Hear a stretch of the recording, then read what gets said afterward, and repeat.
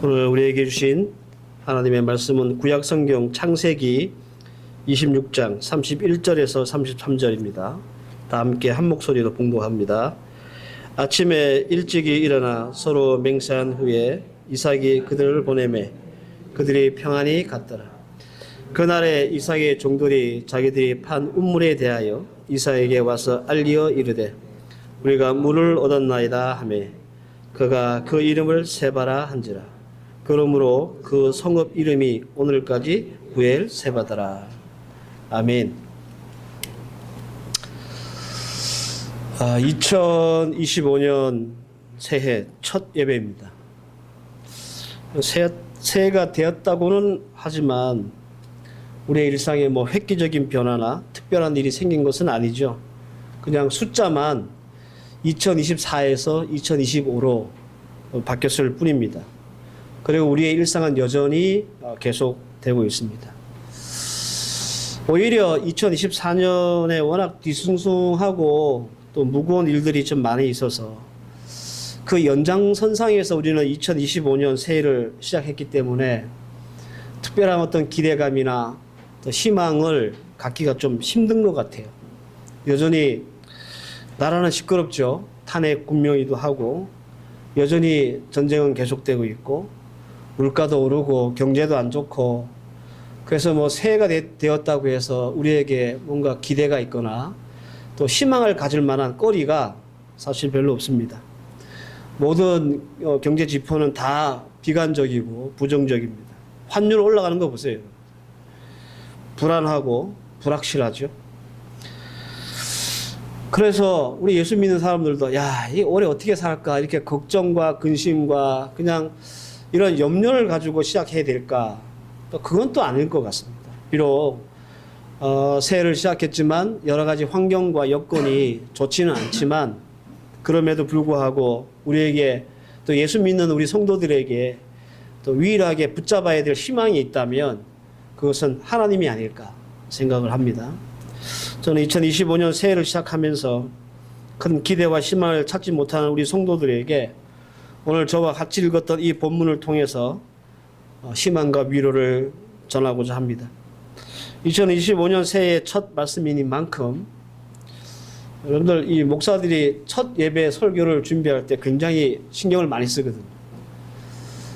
여러 가지 생각을 가지고 이 말씀을 준비했습니다. 그래서 이 새해 첫 드리는 이 말씀이 올 한 해 우리가 봐야 될 우리의 어떤 신앙생활에 또 우리의 일상의 이정표다 이렇게 여러분들 여기셨으면 좋겠고 그리고 한 해를 살아가면서 힘들거나 어려운 일이 있을 때마다 새해에 드렸던 이 말씀이 여러분들에게 든든한 지팡이가 되어서 잘 이겨낼 수 있는 그런 버팀목 같은 그런 말씀이었으면 좋겠습니다. 창세기에 나오는 3대 족장을 말할 때 우리는 아브라함, 이삭, 야곱을 말합니다. 그 중에 오늘 본문에 이삭에 관한 말씀이 나오는데요. 이삭은 아버지 아브라함이나 아들 야곱보다는 인지도가 그렇게 높지가 않아요. 위대한 아버지의 평범한 아들, 그리고 평범한 아버지의 위대한 아들, 뭐 이런 말이 있는 것처럼 이삭은 아브라함과 이 야곱 그 중간에 끼어가지고 별로 그렇게 두각을 나타내지 못합니다. 실제로 이삭에 대한 성경의 기록은 26장과 27장이 사실 전부다라고 할 정도로 빈약합니다. 엄청 짧죠. 그리고 특별한 이슈도 없어요. 이 사람에게 대해서는. 뭐 기껏해야 오늘 우리가 읽었던 26장에 나오는 운문을 파는 일과 그리고 큰아들 작은아들 구별을 못해가지고 둘째 아들한테 축복을 해준 일, 뭐 그런 일들이 우리가 이삭이라고 하면 제일 생각나는 그런 부분일 겁니다. 오늘 본문은 새해 첫 설교를 통해서 여러분들에게 위로와 응원을 보내고 싶은 마음으로 정한 본문입니다.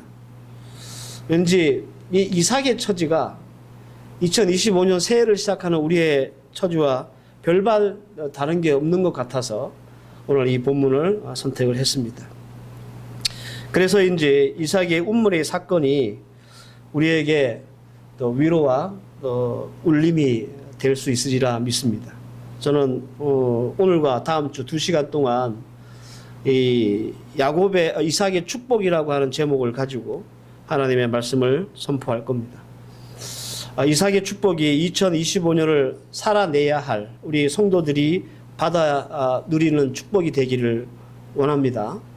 그리고 그런 마음으로 여러분들 오늘 이 말씀을 잘 붙잡고 들으셨으면 좋겠습니다. 오늘 우리가 읽었던 이 짧은 본문을 이해하려면 사실 26장 전체를 우리가 이해를 해야 될 필요가 있습니다.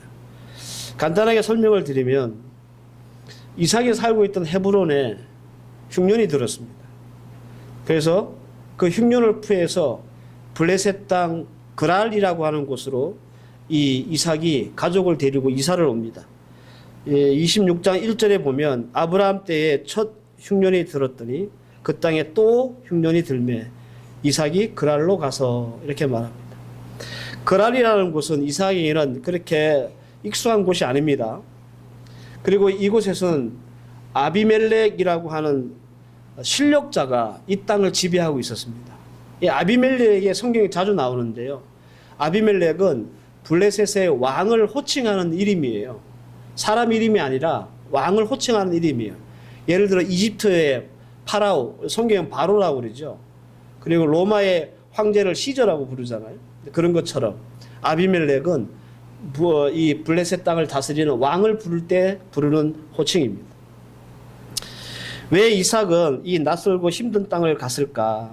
26장 2절 보면 여호와께서 이삭에게 나타나 이르시되 애굽으로 내려가지 말고 내가 내게 지시한 땅에 거주하라 이렇게 말합니다. 원래 이삭의 플랜은 뭐냐 하면 애굽으로 가려고 그랬어요. 이집트로. 근데 하나님이 꿈에 나타나셔가지고 그랄로 가라 이렇게 지시하시게 된 거죠. 그래서 그랄로 이사 오게 된 거예요. 근데 이게 말처럼 쉬운 것은 아닙니다. 우리네가 이렇게 이사를 하듯이 그렇게 마음만 먹으면 옮겨 다닐 수 있는 그런 상황이 아니다. 그런 뜻입니다. 이 시대에는요, 족장을 중심으로 공동체를 이루고 나라와 민족의 어떤 그런 보호를 받지 못했던 이 시대에는 어디를 옮겨 다니잖아요. 이거는 가문의 명운을 걸어야 될 아주 중대한 일이에요.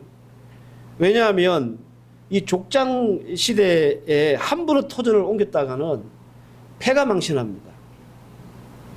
실제로 이삭이 그랄로 옮겨갔는데 어떤 일이 벌어지냐면 이 그랄 땅에 아비멜렉이 이삭의 와이프 리브가를 보고 너무 예쁜 거예요. 그래서 차지하려고 그러죠. 그래 물어요. 이삭한테 누구냐?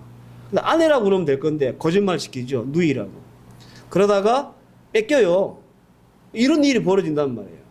자기가 원래 살고 있던 터전을 옮긴다는 게 이렇게 위험천만한 일입니다. 어쨌든 이 이삭은 하나님의 지시에 순종하고 그랄로 옮겨가죠. 그러면 그 다음에 뭐라 합니까? 식구들 먹고 살아야 되잖아요. 정착을 해야 되겠죠. 그래서 이삭이 한 일이 뭐냐면 우물을 파는 일입니다. 요즘 우리는 어디에 가서 정착을 하려면 제일 먼저 뭘 합니까? 집부터 구하죠. 그죠? 근데 이 당시에는 우물을 파야 돼요.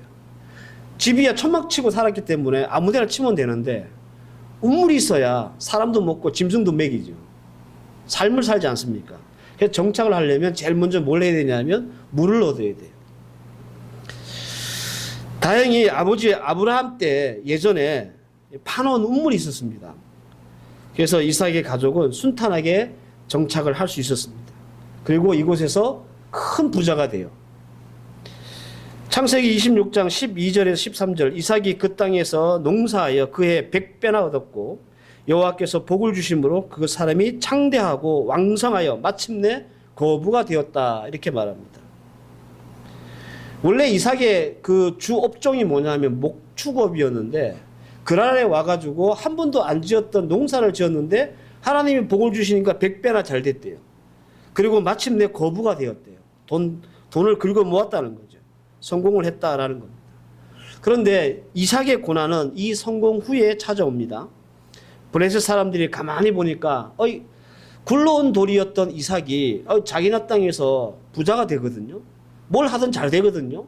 괘씸한 거예요. 배도 아프고 샘도 나고. 그래서 예전에 아버지 아브라함이 파놨던 운물을 메어버려요. 이건 뭐 사람 죽으라는 겁니다. 운물을 메운다니까. 이삭의 입장에서는 억울하지만 못마땅하지만 그걸 가지고 싸울 수는 없었습니다. 왜냐하면 힘도 없고 쪽수도 딸리고. 그래서 옮겨갑니다. 다행히 옮겨간 곳에서도 물이 나옵니다. 근데 또 브레스 사람들이 쫓아와가지고 열심히 파놓은 운물을 메워버리고 이거 우리 거라고 땡깡을 부리는 거예요. 실컷 고생해서 운물을 파놨는데 거기도 와가지고 자기들 것이라고 우기고, 그러니까 이거 뭐 맞짱도 뜰 수도 없고 고소도 할 수도 없고 억울하지만 순순히 그 팠던 운물을 넘겨주고 또 다른 곳에서 운물을 팝니다. 그 팠던 운물의 이름을 성경에서 기록했어요. 26장 20절 보면 에색이라고 이름을 줘요.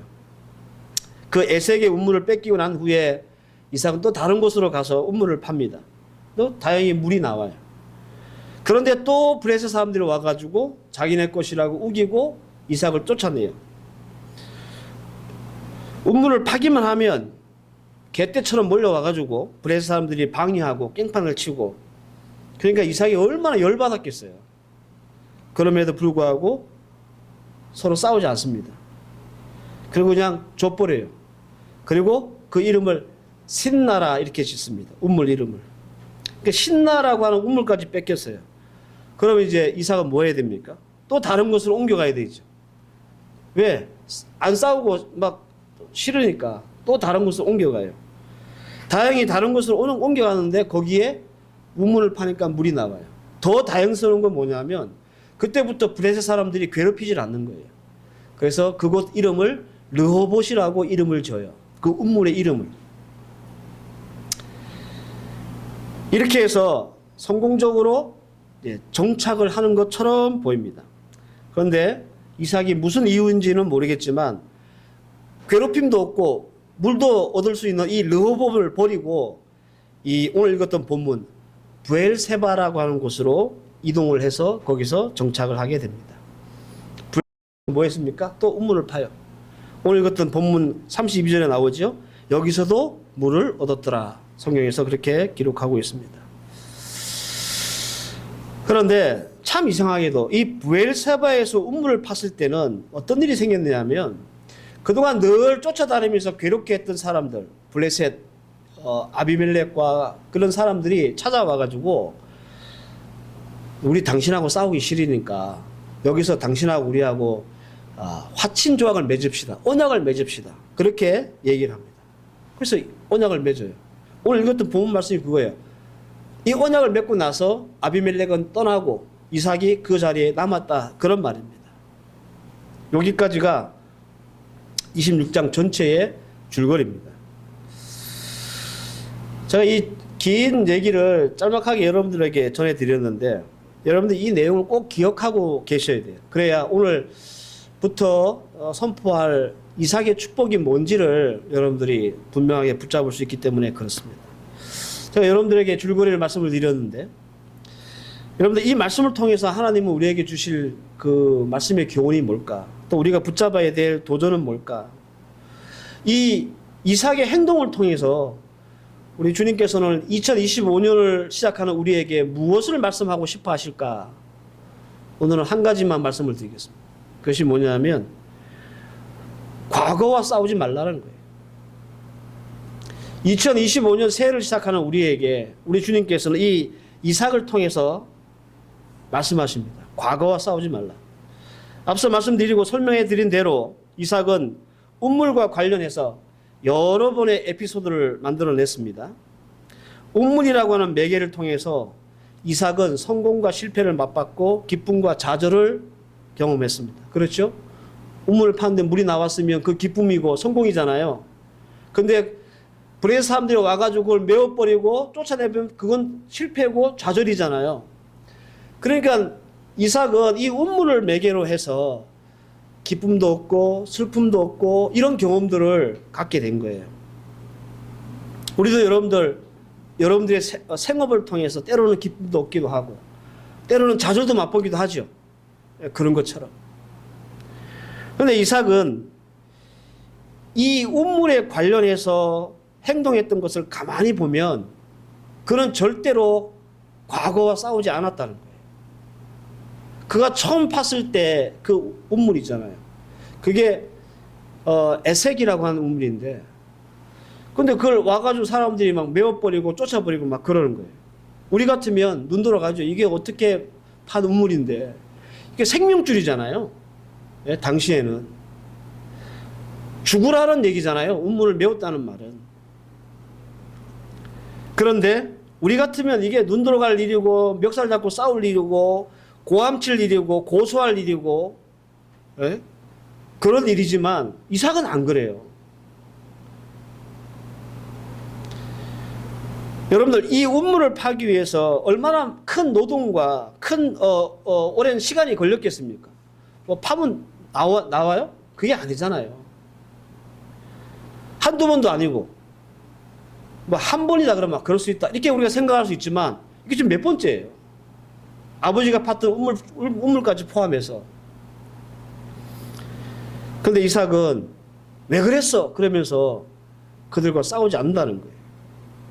오히려 그는 과거와 싸우기보다는 또다시 운물을 파는 일에 집중합니다. 저는 이삭이 이 모습이 그가 받았던 축복의 비결이라고 생각합니다.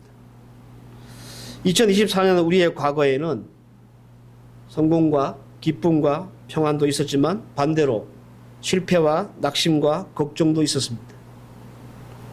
늘 우리가 지난 한 해 동안 잘 되고 성공한 건 아니에요. 때로는 손해도 보고 억울한 일도 당하고 문제도 생기고 그것 때문에 낙심도 하고 걱정과 염려로 시간도 보내고, 그럼에도 불구하고 2025년 새해를 시작하는 우리는 어떻게 해야 합니까? 과거와 싸우는 성도는 돼서는 안 된다는 거예요.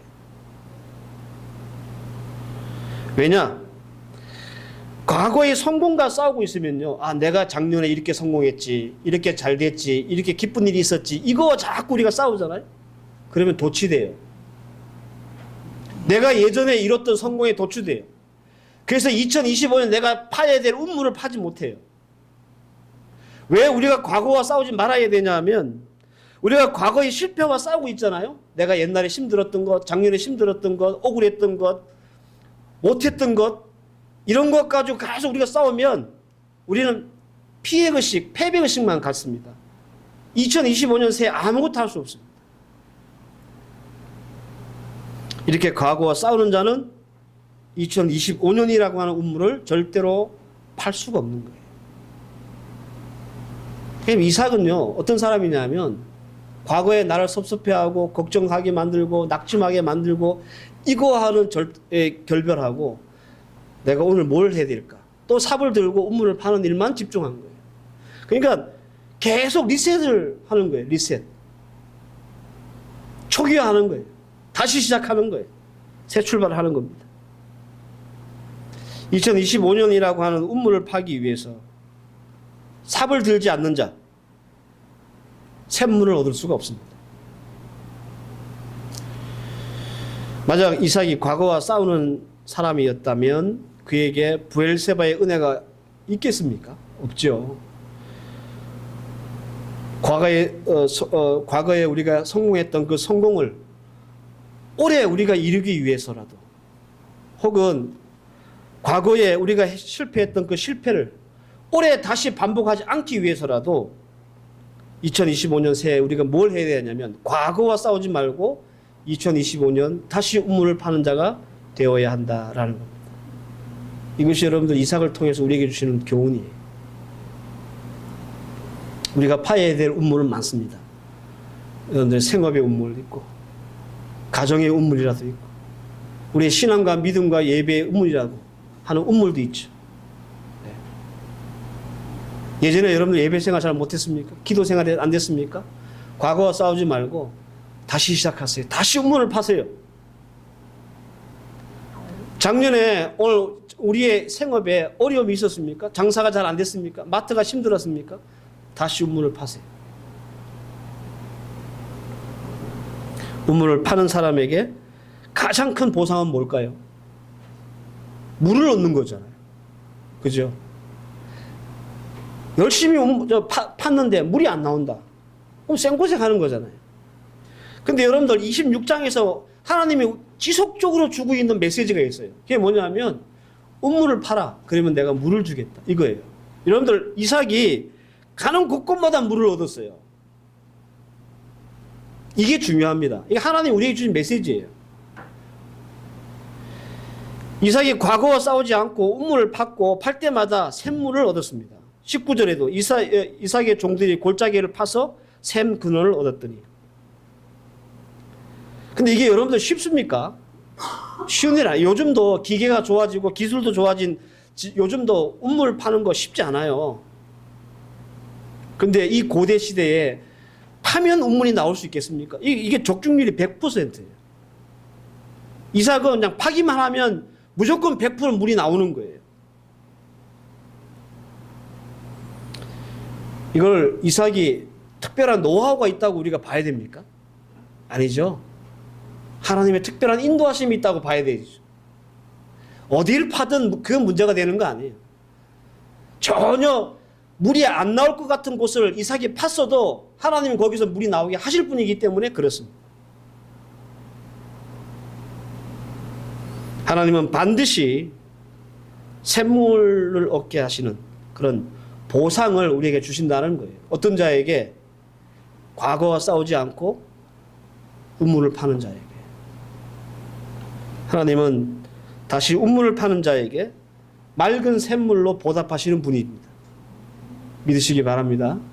예.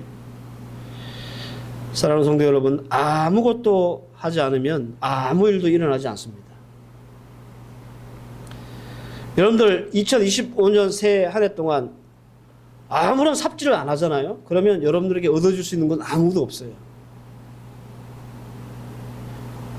과거와 싸우느라 아무것도 하지 않으면 2025년 한 해 동안 여러분들에게 아무 일도 일어나지 않을 겁니다. 그러나 과거와 싸우지 말고 나의 일상과 신앙을 위해서 2025년 새로운 마음을 가지고 우물을 파기 시작한다면 하나님은 분명히 여러분들에게 맑은 샘물로 보답하시고 보상하실 겁니다. 이것이 이삭의 축복받은 첫 번째 비결입니다. 시국도 뒤숭숭하고 뭐 이렇게 좋은 전망도 없는 새해를 우리가 모두 맞이했지만 여러분들 오늘 이 말씀을 붙잡고 내가 과거와 싸우는 자가 아니라 오늘 내 우물을 파는 자가 되어야 되겠다. 그런 마음과 다짐을 도전을 받으실 수 있기를 바랍니다. 하나님은 분명히 여러분들에게 생업의 물, 가정의 샘물, 자녀의 샘물을 얻게 하실 겁니다. 이 믿음 가지고 희망차게 새해를 시작할 수 있는 여러분들 되시기를 주의 이름으로 축원합니다. 네, 새해 복 많이 받으시기를 바랍니다. 다 함께 기도하시겠습니다. 하나님, 2024년 과거에 매여서 새해 우리가 파야 될 우물을 파지 않는다면 샘물은 없습니다. 이삭이 우리에게 주는 첫 번째 말씀의 비결입니다. 과거와 싸우는 자가 아니라 새 우물을 파는 자가 되게 하옵소서. 그래서 하나님이 우리에게 보상으로 주는 그 물을 얻어 기쁨과 즐거움을 얻을 수 있는 2025년 새해가 되게 하여 주시옵소서. 사랑하는 주의 종들, 오늘 이 말씀 붙잡고 한 해를 살아가게 하시고 어떤 일이 있어도 과거에 붙잡히는 자들이 아니라 오늘 내가 파야 될 우물을 기꺼이 하나님 앞에서 팔 수 있는 그런 믿음과 또 신앙과 마음들 우리 모두에게 허락하여 주시옵소서. 예수님의 이름으로 기도하옵나이다. 아멘.